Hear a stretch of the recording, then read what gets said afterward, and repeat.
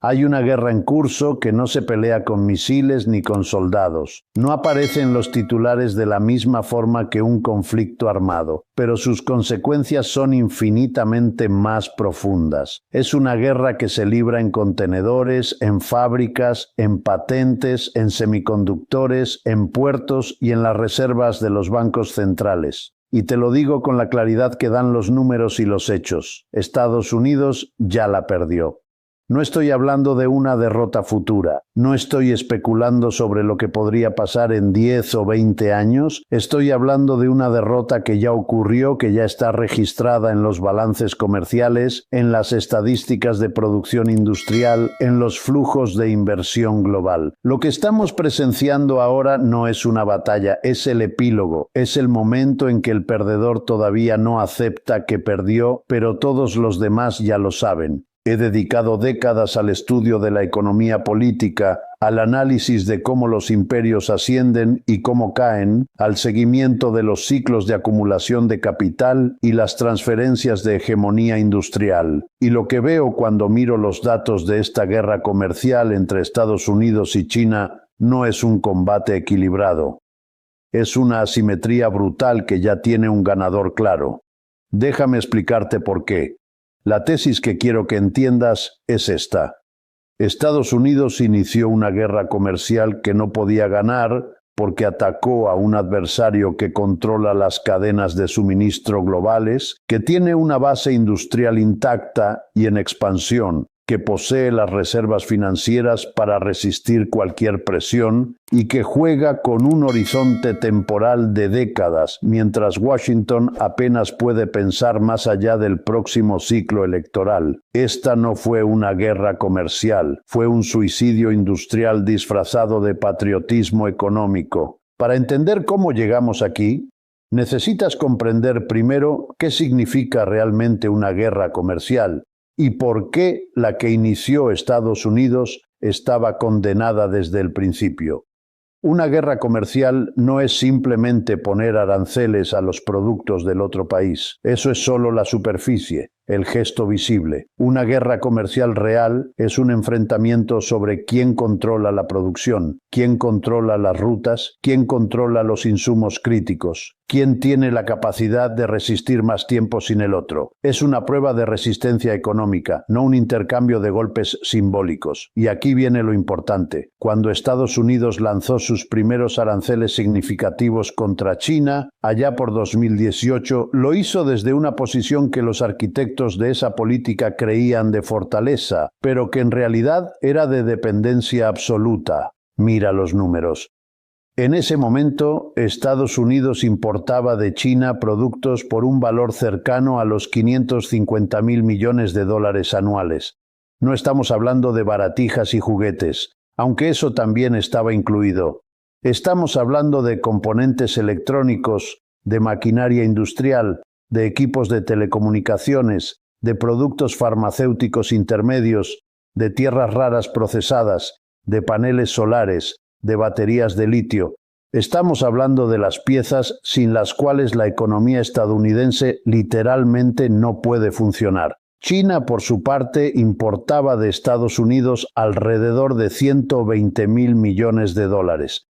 Principalmente soja, productos agrícolas, algunos aviones, cierta maquinaria especializada. Productos importantes sin duda, pero productos que China podía conseguir en otros lugares. Brasil podía venderles soja, Europa podía venderles aviones, otros países asiáticos podían proporcionarles parte de la maquinaria.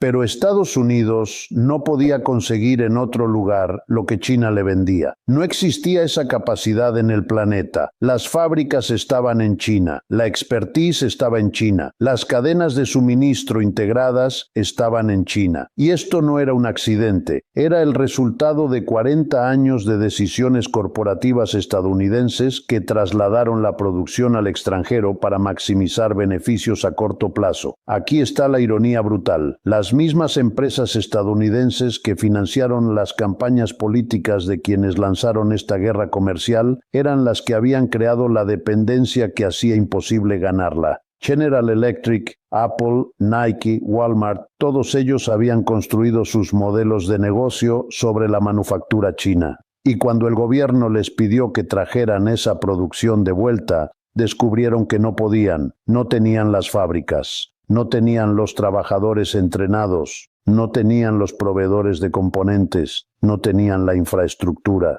Pero esto es lo que casi nadie entiende. El problema no era solo logístico, era económico en un sentido más profundo.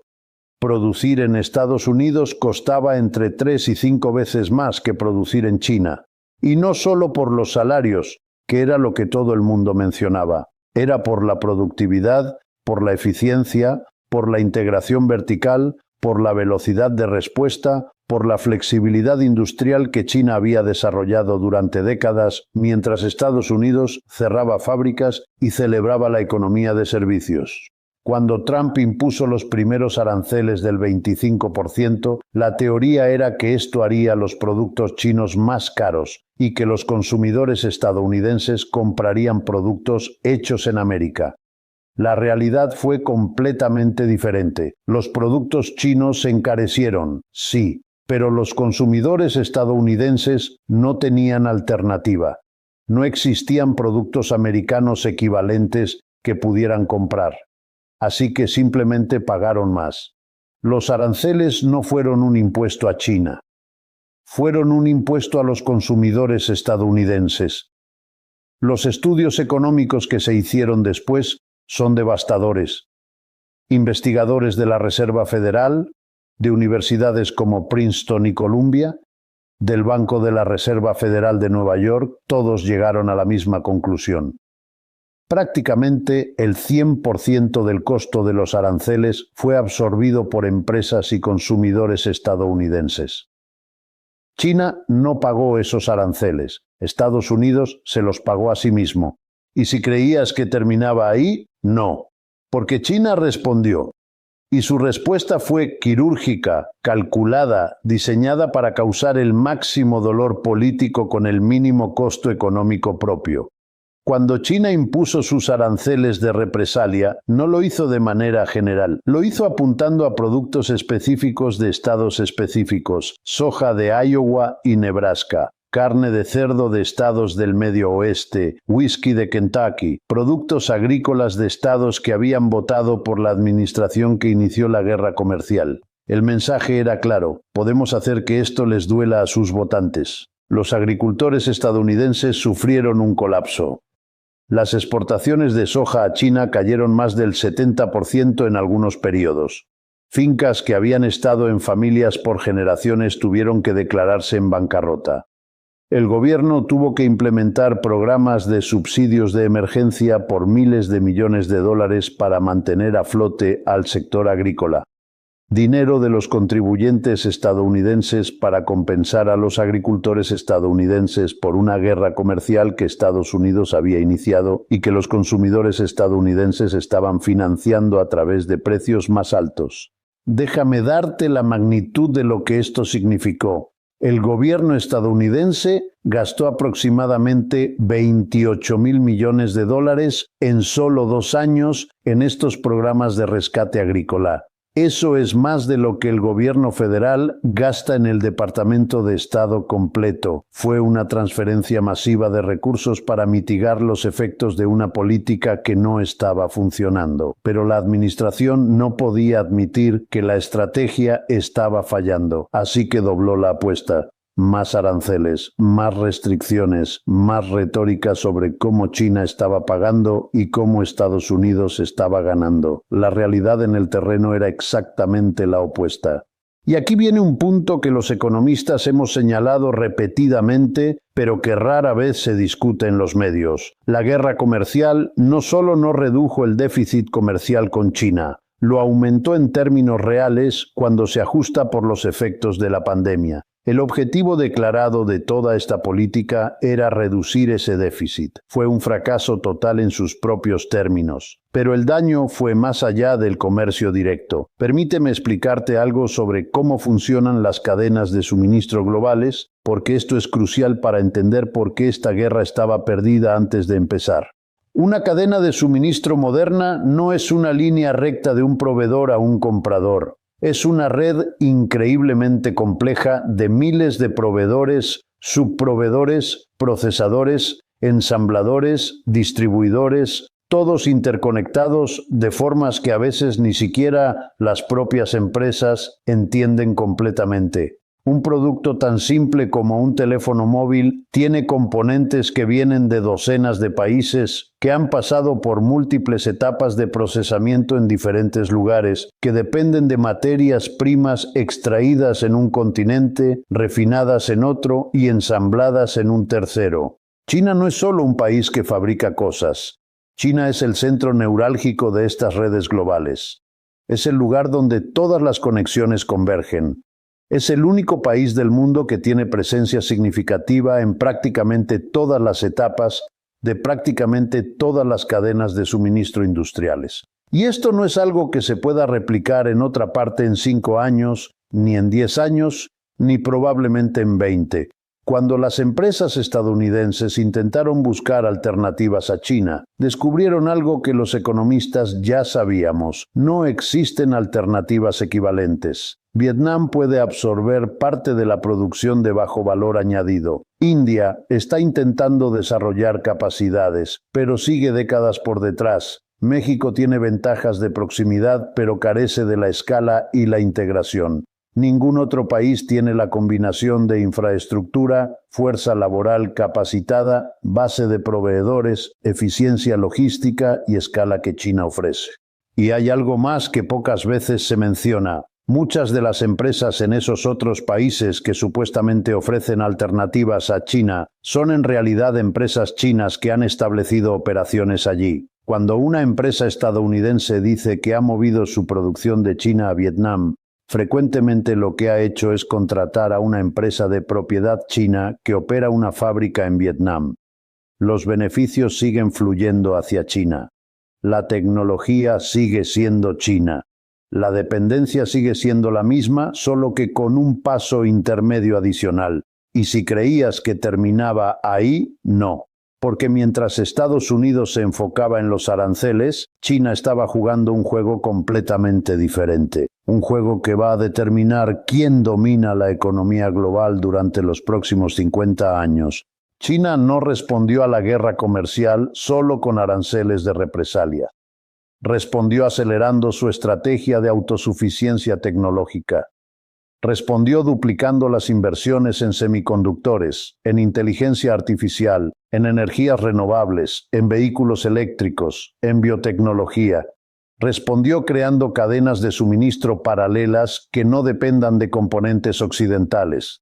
Respondió construyendo relaciones comerciales alternativas con el resto del mundo. Mira los números de inversión en investigación y desarrollo. China está gastando ahora más del 2,5% de su Producto Interno Bruto en investigación y desarrollo. En términos absolutos, eso la coloca en segundo lugar mundial, muy cerca de Estados Unidos. Pero la tendencia es lo que importa. El gasto chino crece a más del 10% anual. El estadounidense crece a menos del 5%. Las líneas se van a cruzar, si es que no lo han hecho ya en algunos sectores. Las patentes cuentan una historia similar. China presenta ahora más solicitudes de patentes que cualquier otro país del mundo. Más que Estados Unidos, más que Japón, más que todos los países europeos combinados. Puedes argumentar sobre la calidad de esas patentes, y es un argumento válido, pero la tendencia es clara e inexorable. En tecnologías específicas que van a definir el siglo XXI, China ya está adelante o cerrando la brecha rápidamente. En baterías para vehículos eléctricos, China controla más del 70% de la capacidad de producción global. En paneles solares, la dominación es todavía más absoluta, cercana al 80%. En tierras raras, esos minerales críticos sin los cuales no funcionan los teléfonos, los vehículos eléctricos, las turbinas eólicas, los equipos militares avanzados, China controla más del 60% de la extracción mundial y más del 80% del procesamiento. Estados Unidos intentó restringir el acceso de China a semiconductores avanzados y la administración Biden expandió esas restricciones. La lógica era que si China no podía acceder a los chips más avanzados, no podría competir en inteligencia artificial ni en computación de alto rendimiento. Era una lógica razonable hace 5 años. Hoy es una fantasía. Huawei, la empresa que Estados Unidos sancionó con todo el peso de su maquinaria económica, acaba de lanzar un teléfono con un chip de 7 nanómetros fabricado en China. Los expertos occidentales dijeron que eso era imposible. Dijeron que China estaba años por detrás y que las sanciones lo mantendrían así. Estaban equivocados. Subestimaron la capacidad de movilización de recursos de un Estado que considera la autosuficiencia tecnológica una prioridad de seguridad nacional. Y esto nos lleva a algo que muy pocas personas quieren reconocer. Las sanciones y restricciones de Estados Unidos no solo no están deteniendo a China, la están haciendo más fuerte, están obligándola a desarrollar capacidades que de otra forma habría seguido comprando a proveedores occidentales. Están creando incentivos para que China invierta masivamente en las áreas donde es más dependiente. Están acelerando exactamente lo que supuestamente querían prevenir. Es como si un médico, intentando debilitar a un paciente, le recetara un régimen de ejercicio intensivo. El paciente sufre a corto plazo, pero emerge más fuerte. Eso es lo que las sanciones tecnológicas están haciendo con China. Pero esto es lo que casi nadie entiende. La guerra comercial no es solo sobre productos y aranceles, es sobre el sistema monetario internacional, es sobre el dólar. Y aquí es donde la derrota estadounidense se vuelve verdaderamente estratégica. El poder de Estados Unidos en la economía global descansa fundamentalmente sobre el papel del dólar como moneda de reserva mundial. Esto le permite a Estados Unidos endeudarse en su propia moneda, imprimir dinero cuando lo necesita, financiar déficits comerciales perpetuos, imponer sanciones financieras que tienen efecto global. Es lo que los economistas llamamos el privilegio exorbitante, y ese privilegio está siendo erosionado sistemáticamente. Cuando Estados Unidos usó el sistema financiero global como arma, cuando congeló las reservas de Rusia después de la invasión de Ucrania, cuando sancionó a bancos chinos, cuando amenazó con desconectar a países enteros del sistema SWIFT, envió un mensaje claro a todo el mundo. Tener tus reservas en dólares, tener tus transacciones en el sistema financiero estadounidense te hace vulnerable a presión política de Washington. Y el mundo tomó nota. Los bancos centrales de todo el planeta están diversificando sus reservas fuera del dólar a un ritmo sin precedentes. Las compras de oro por parte de bancos centrales alcanzaron niveles récord. China y Rusia desarrollaron sistemas de pago alternativos a SWIFT. Un número creciente de países está realizando transacciones comerciales en yuanes, en rupias, en sus propias monedas, cualquier cosa menos dólares. La participación del dólar en las reservas globales ha caído de más del 70% hace 20 años a menos del 60% hoy. Parece una caída pequeña, pero representa billones de dólares que ya no están apoyando el sistema financiero estadounidense, y la tendencia se acelera. China está en el centro de esta desdolarización. El yuan todavía representa un porcentaje pequeño de las transacciones globales, pero está creciendo. Y más importante aún, China está construyendo la infraestructura para un sistema financiero alternativo. El yuan digital ya está en funcionamiento. El sistema de pagos interbancarios transfronterizos chino ya procesa billones de dólares equivalentes. Las bases están siendo puestas para un mundo donde el dólar ya no sea indispensable. Esto es lo que me preocupa como economista que ha estudiado la historia de los sistemas monetarios. Una vez que la confianza en una moneda de reserva comienza a erosionarse, el proceso puede acelerarse de formas no lineales. No es una declinación gradual y manejable, es una serie de mesetas seguidas de caídas abruptas, y cada vez que Estados Unidos usa el sistema del dólar como arma, acelera ese proceso. La guerra comercial con China, en este contexto, no es solo un fracaso de política comercial. Es parte de un patrón más amplio de uso coercitivo del poder económico estadounidense que está provocando exactamente las respuestas que más amenazan ese poder. pero quiero que entiendas algo sobre la dimensión temporal de todo esto, porque es quizás el factor más importante y el menos comprendido. Estados Unidos opera en ciclos de 4 años. Cada administración tiene un horizonte temporal limitado. Las políticas deben mostrar resultados antes de la próxima elección. Las empresas estadounidenses operan en ciclos trimestrales, obsesionadas con los resultados de corto plazo que satisfagan a los accionistas. China opera con horizontes de décadas. El Partido Comunista Chino no enfrenta elecciones competitivas. Puede implementar planes de 10, 20, 30 años sin preocuparse por resultados inmediatos. Las empresas chinas, especialmente las estatales, pero también muchas privadas, están alineadas con estos objetivos de largo plazo. Cuando Estados Unidos anuncia una política comercial, China sabe que solo tiene que esperar. Esperar a que la administración cambie, esperar a que las empresas estadounidenses presionen para suavizar las restricciones, esperar a que el costo político de los aranceles se vuelva insoportable. El tiempo está del lado de China y ambos lo saben. Esta asimetría temporal es devastadora para cualquier estrategia estadounidense de largo plazo. Es como jugar ajedrez contra alguien que no tiene límite de tiempo mientras tu reloj corre. Cada movimiento que haces tiene que producir resultados rápidos. Tu oponente puede esperar, planificar, preparar respuestas para múltiples escenarios. Y aquí viene lo importante. Mientras Estados Unidos gastaba su energía en una guerra comercial que no podía ganar, China estaba construyendo algo mucho más significativo. Estaba construyendo la infraestructura física y financiera de un orden económico alternativo. La iniciativa del Cinturón y la Ruta, ese proyecto masivo de infraestructura que conecta a China con Asia,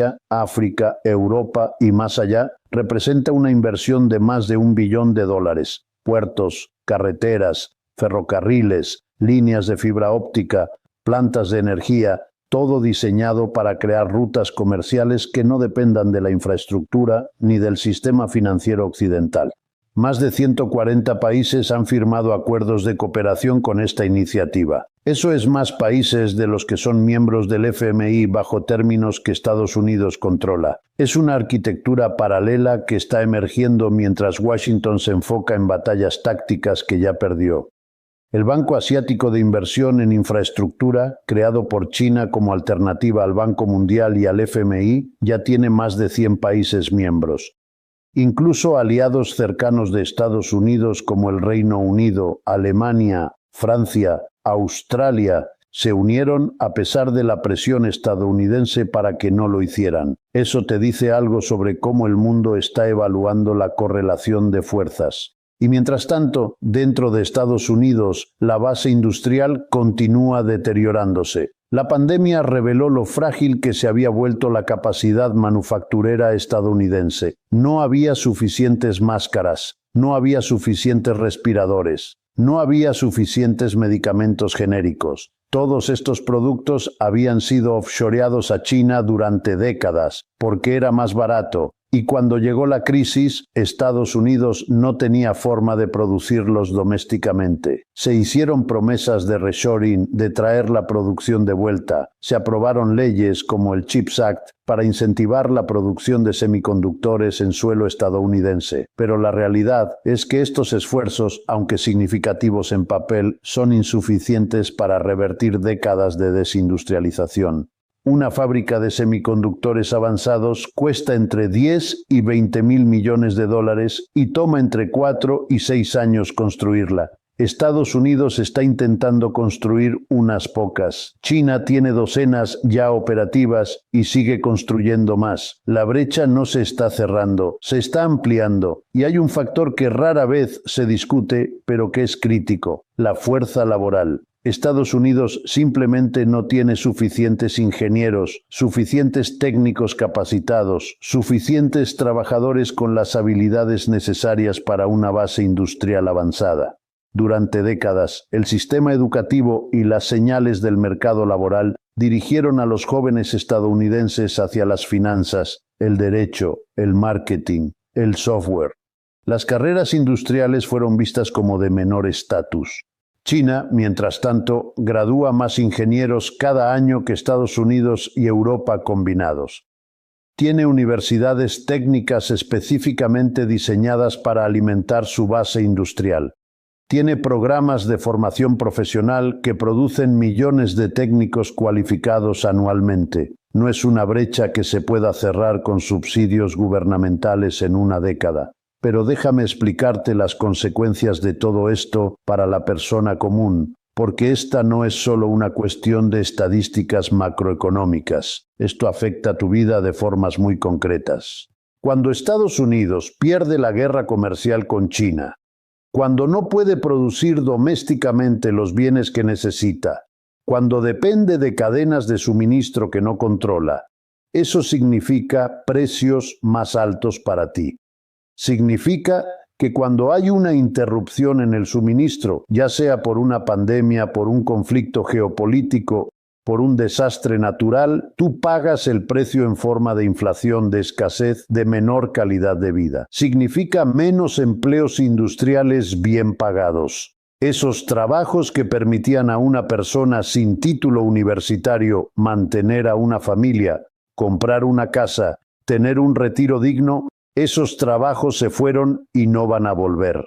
Lo que queda son empleos de servicios que pagan menos, que ofrecen menos estabilidad, que no permiten el mismo nivel de vida. Significa una posición geopolítica más débil. Cuando no puedes producir tus propios bienes esenciales, cuando dependes de un rival estratégico para todo, desde antibióticos hasta paneles solares, tu capacidad de actuar independientemente en el mundo está fundamentalmente comprometida.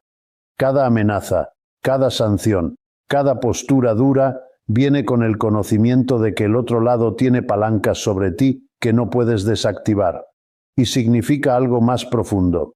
Significa una crisis de identidad nacional. Estados Unidos se definió durante generaciones como el líder industrial del mundo, como el país que producía cosas, que innovaba, que establecía los estándares. Esa identidad fue central para el sentido de propósito y de excepcionalismo estadounidense, y esa identidad está siendo erosionada por la realidad de una economía que consume más de lo que produce, que importa más de lo que exporta, que depende de otros para su funcionamiento básico. Ahora quiero que entendamos los escenarios posibles, porque el futuro no está completamente determinado.